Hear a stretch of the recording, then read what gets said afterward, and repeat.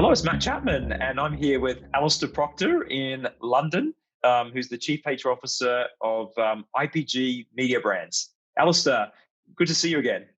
Thank you. Yeah, Matt, nice to see you as well. Yeah, indeed. So you're obviously at a very interesting time at the moment because things have sort of moved into the next year in the UK, but you've also got a global role running, a global company. So how does now feel for you?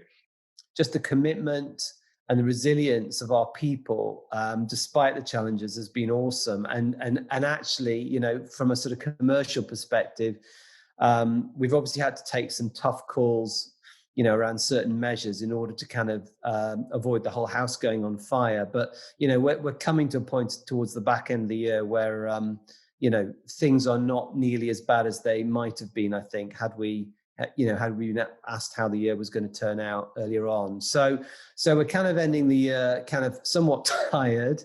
As I look forward to 2021, the next big thing, of course, which has been thrown up by all of this, is the sort of future of work and what that looks like. We obviously still have the unknowns of the virus and how and when that will sort of be finally, hopefully, fully under control. But a lot of questions now being asked by many people around what does work look like moving forwards, on what basis should we expect to be, in an office, to what extent are we able to roam freely and, base ourselves in wherever, the Bahamas, I believe is a popular destination these days. So, we've got all these sorts of issues to kind of contend with as we move forwards into 21. So the work is certainly not done.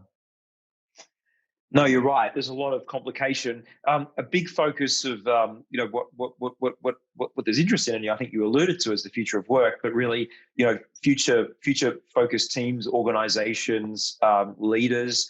What's your feeling around what are some of the trends we're going to see? I mean, I think obviously a lot of our leaders and managers are going to need to adapt their style and kind of, I think, they're either kind of going to sink or swim. So that, they're either going to have to kind of go with the flow to an extent, and very much, do some of the things actually that from an HR perspective, we've probably been saying for years, but some managers have really struggled and to get hold of this, which is focus on the outputs, not the inputs,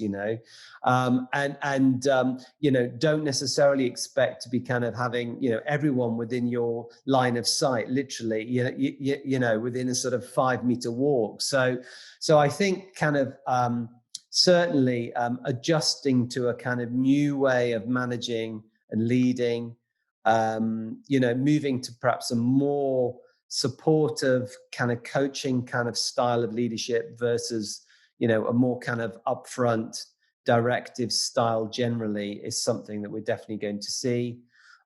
We are obviously going to see, I think, a transition away from 100% or 90% office working. Where we end up, I don't know. I mean, it's interesting. We do have seen already cultural differences. So some parts of the world, the feedback from our employees, and we've been surveying them to death actually over this year, the feedback suggests that in some places, most people want to come back to a fairly, regular pattern of working in the office, whereas in other parts of the world, it's a very different story. And we have a lot of people who are asking to work a hybrid arrangement, pretty much 50-50, and actually quite a large number of people who want to be more or less predominantly based from home.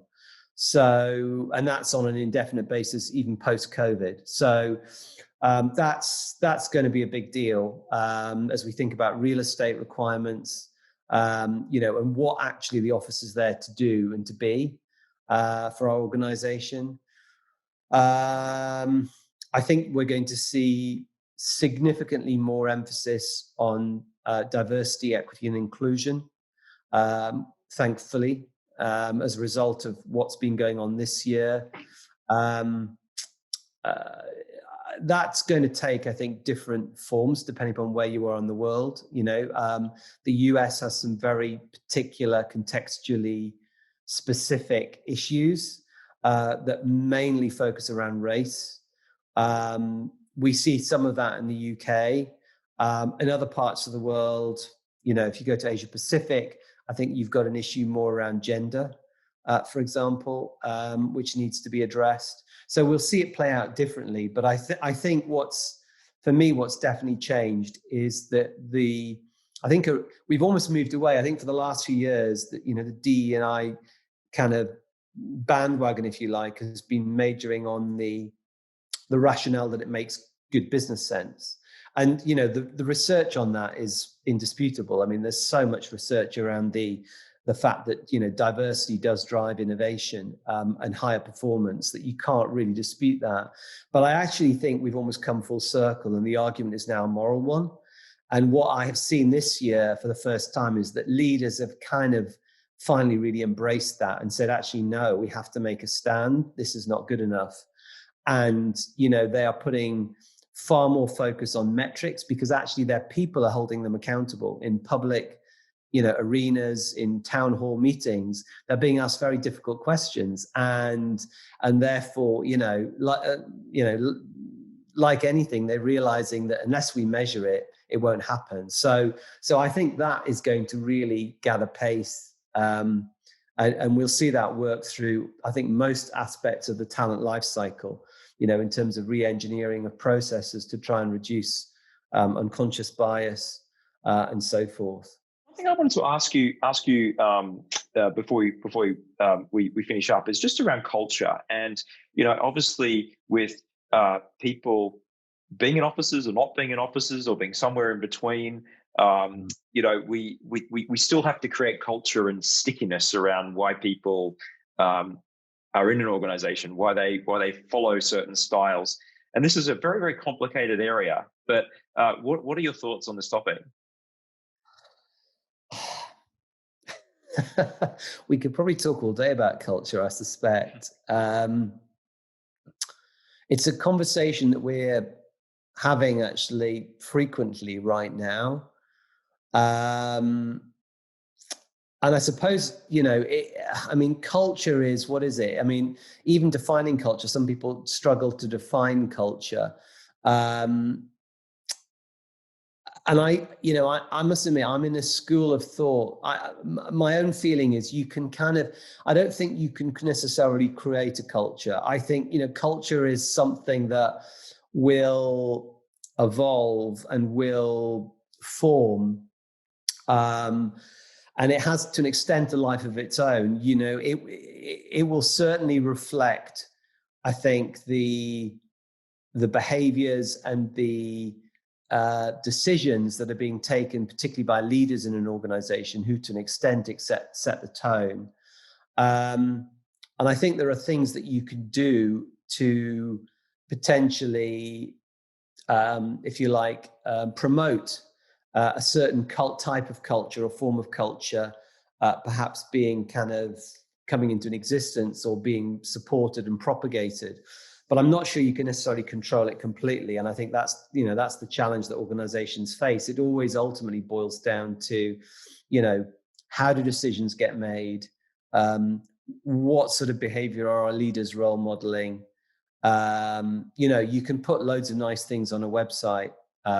You can have your company values in a nice manifesto or put them in the annual report, but ultimately, really, culture is defined by what happens at the coalface day to day. How are your managers interacting with their teams on a day-to-day basis?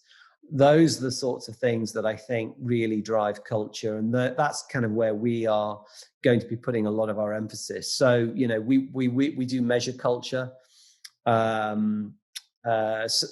We do have some benchmarks, and we do hold our managers accountable for certain kind of actions in terms of driving the sort of culture that we'd ideally like to see. But I do think it's something that you can never fully control. Don't know if I've answered your question, actually, Matt, but there's no definitive answer to this question, Alastair, and it's great to spend some time with you. Thank you very much, and all the best for the journey ahead. Thank you so much. Good to talk to you.